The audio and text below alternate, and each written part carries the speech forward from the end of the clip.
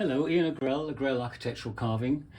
This is a design we did for Hampton Court for a panel for them. It's a sample and a workup for ourselves.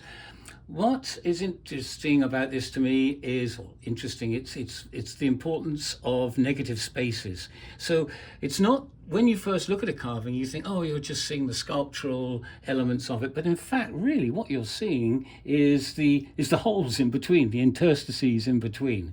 So they themselves, it's very important to get them looking good, looking handsome. So we've got the negative spaces here.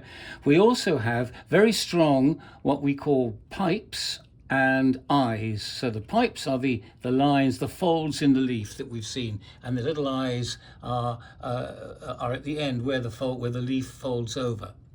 And so this has got very strong pipes and eyes. It's very, very important to get those accurate. You can see that they flow from a sort of a hidden starting point back into there. Each one of them has to be really, really accurate and be part of the movement and the flow of the carving.